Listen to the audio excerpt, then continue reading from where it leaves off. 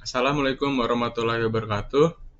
Perkenalkan, kami dari tim Teach Me. Di sini kami akan mempresentasikan opportunity analysis project mengenai bisnis kami. Sebelumnya di sini adalah anggota dari tim kami.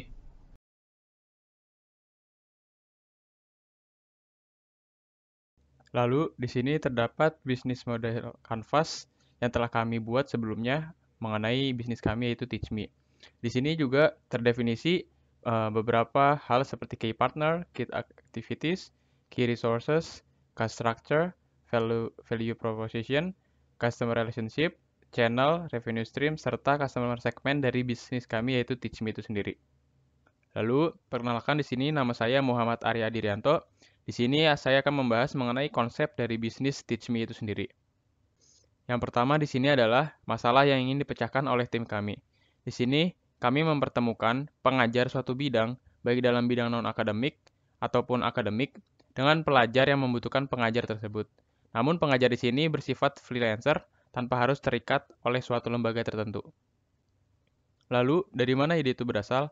Ide ini muncul ketika kami sedang mengamati akun-akun di sosial media, yang mana pada saat itu banyak orang-orang yang mencari jasa pengajar di luar lembaga bimbingan akademik.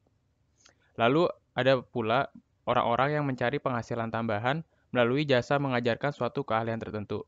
Disinilah kami menemukan sebuah ide bisnis yang mana bagaimana tidak kita mempertemukan mereka saja.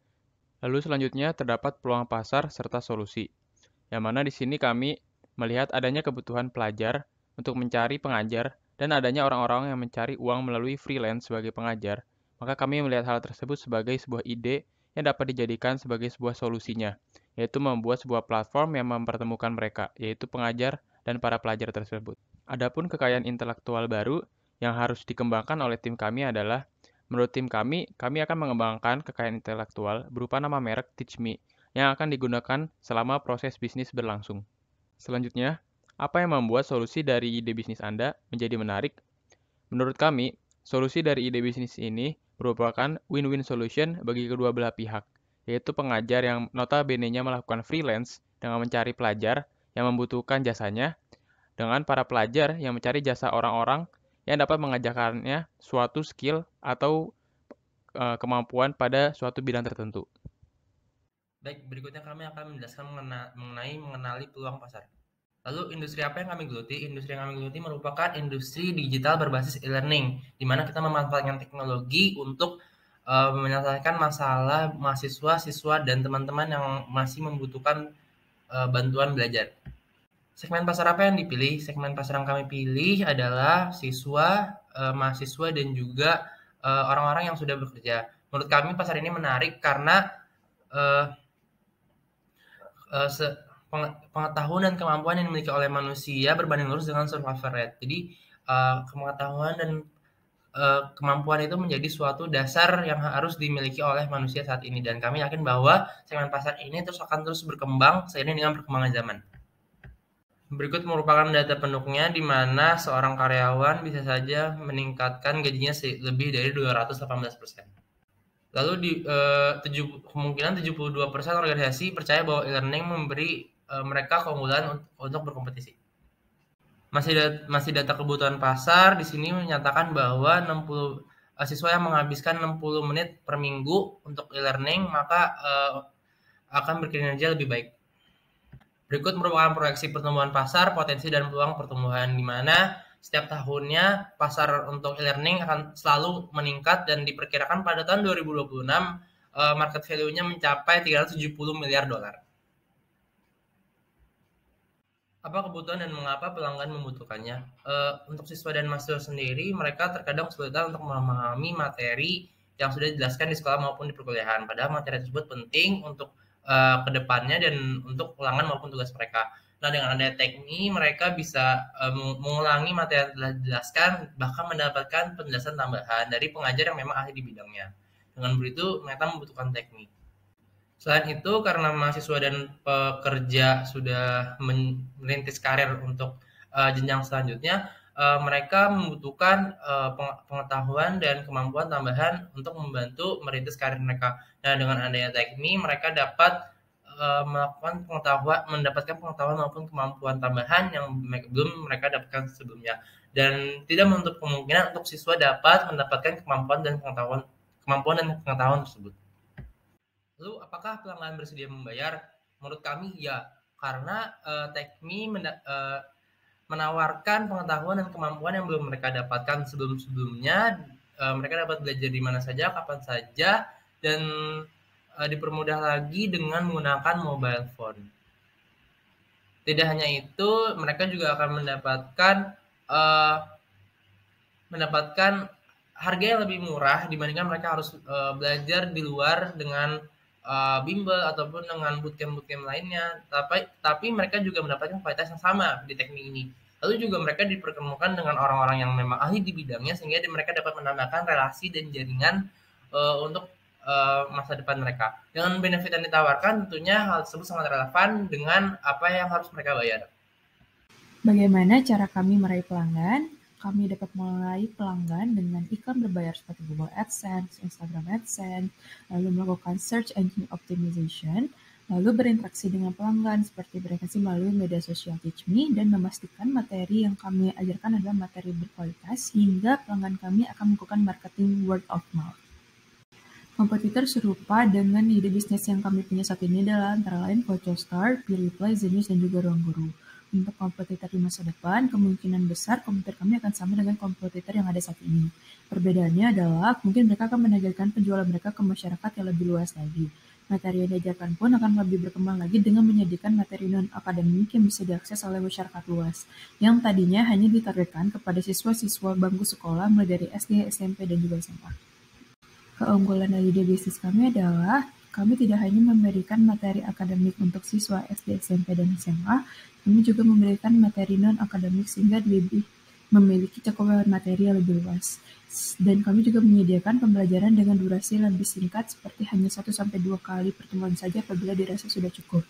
Untuk kelemahan, kami belum tahu pasti apa dari kelemahan bisnis kami.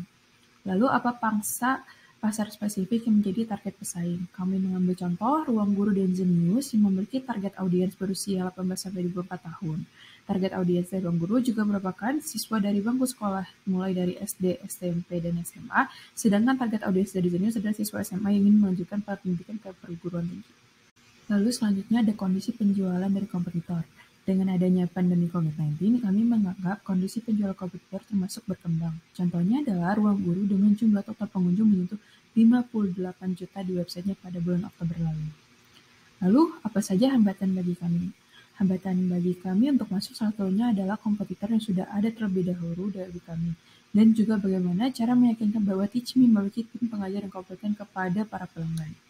Lalu, apa saja hambatan masuk untuk para pesaing? Menurut kami, hambatan masuk bagi pesaing adalah menghasilkan para pesaing untuk berinovasi dengan fitur atau fasilitas yang lebih, dibandingkan para komputer yang sudah ada, termasuk TeachMe tersendiri. Baik, selanjutnya kami akan membahas mengenai merebut peluang pada bisnis kami. Baik, untuk TeachMe sendiri memiliki beberapa mitra yang dapat kita ajak bekerja sama, seperti instansi yang dapat membuka jalan untuk bertemu langsung dengan pelajar yang ingin menjadi pelanggan perusahaan TeachMe seperti sekolah ataupun instansi bimbel. Selain itu juga dapat bekerja sama dengan perusahaan yang dapat membantu TeachMe untuk menemukan pengajar dan juga pelanggan lebih efektif seperti organisasi mahasiswa, universitas, dan juga instansi bimbel. Selain itu kita juga dapat bekerja sama dengan individu yang ingin ikut serta memasarkan perusahaan kami. Untuk TeachMe sendiri, kami akan memperoleh uang dengan mengambil potongan pada pembayaran jasa yang dilakukan oleh pelanggan.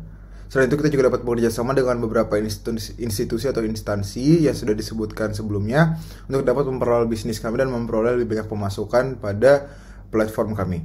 Saat ini sudah ada beberapa perusahaan yang memiliki model bisnis serupa dengan TeachMe, yaitu seperti CocoStar, PeerReply, dan juga Ruang Guru.